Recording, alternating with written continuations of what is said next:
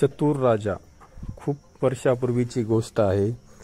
एकदा बनारसचा राजा दुसऱ्या राजावर हल्ला करतो आणि त्याची सर्व संपत्ती लुटून त्याची राज्यही कब्जा करतो. युद्धातून आणलेली सर्व संपत्ती तो पत्र्याच्या पेट्यांमध्ये ठेवतो आणि त्या पेट्या आपल्या बागेत पुरून टाकतो.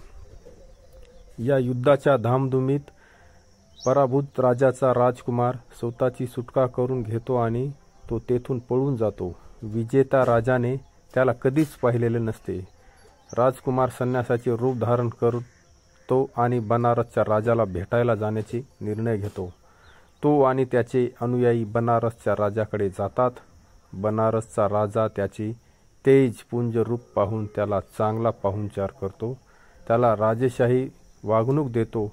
तो संन्यासी त्याच्या जादूच्या मंत्राच्या शक्तीने खजिना कोठे पुरून ठेवला आहे हे शोधून काढतो. तो त्याला राजवाड्याच्या आवारातील बागेत सापडतो. लवकरच ते सारे धन घेऊन तेथून पळून जातो. जेव्हा बनारसच्या राजाला त्याच्या खजिन्याच्या चोरीबद्दल समजते त्याला खूप दुःख होते. तेव्हा त्याचा प्रधान त्याला म्हणतो, महाराज, आपण का दुःखी होता? जी संपत्ती तुमची कधी नव्हती तिच्याबद्दल आपण का दुःख बाळगत आहात? बनारसच्या राजाला सत्य उमगते. राजा दुःखातून बाहेर पडतो. धन्यवाद.